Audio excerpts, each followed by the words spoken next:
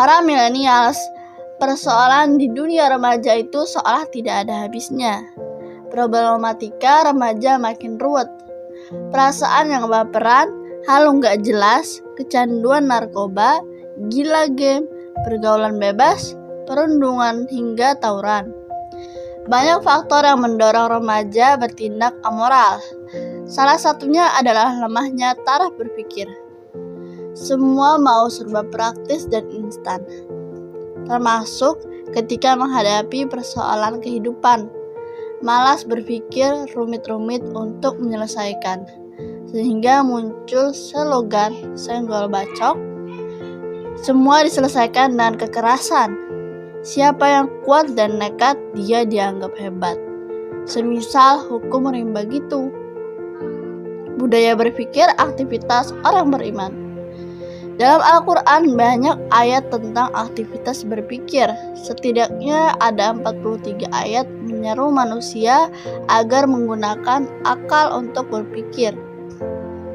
Mengapa harus dalam berpikir? Sebab perbuatan seseorang akan sangat dipengaruhi oleh pemahaman yang didapatkan melalui proses berpikir tersebut. Berpikir di sini bukan asal saja ya. Ada 4 unsur yang harus ada, yakni adanya indera, objek atau fakta, otak, dan tabung informasi. Keempatnya saling berkaitan, memproses sebuah pemikiran dan menghasilkan pemahaman. Adapun faktor yang paling berpengaruh membentuk pemahaman adalah tabung informasi yang dimiliki oleh masing-masing individu. Contoh, ada fakta ritual mencontek saat ujian. Fakta ini ada yang merasa biasa, ada juga yang risih dengan budaya mencontek. Nah, apa yang membuat mereka beda sikap dalam memandang aktivitas mencontek ini? Betul, karena beda tabung informasinya. Tabung informasi didapatkan dari apa yang kita dengar, baca, dan tonton. Bukan sesuatu yang tiba-tiba ada, tetapi juga harus diusahakan. So, kita wajib pilih-pilih apa saja yang layak untuk dimasukkan ke dalam tabung informasi kita. Pastikan informasi yang masuk adalah informasi yang pasti benar.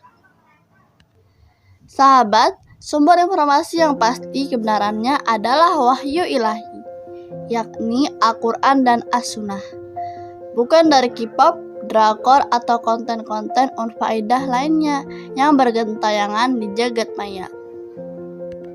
Sebagaimana para pemuda pada masa peradaban Islam, unggul dengan bekal pemikiran Islam. Setiap fakta yang mereka hadapi selalu dikaitkan dengan tabung informasi yang bersumber dari wahyu ilahi, sehingga keimanan mereka bertambah. Karya-karyanya pun setara mendunia. Sebut saja Muhammad Al-Fatih ketika mengindra Konstantinopel dengan tabung informasi, yaitu kabar gembira dari Rasulullah SAW bahwa Konstantinopel pasti akan takluk. Sebaik-baik pemimpin adalah pemimpin yang menaklukkannya. Sebaik-baik pasukan adalah pasukannya. Hingga pada akhirnya Muhammad Al-Fatih menjadi seorang pemuda yang berhasil membuktikan kebenaran sabda Nabi Shallallahu Alaihi Wasallam. Jejak keagungan peradaban Islam. Islam pernah menggampu kancah peradaban di dunia. Tidak kurang dari 13 abad, peradaban Islam menjadi mercusuar. Bahkan negeri-negeri barat berkiblat pada dunia Islam.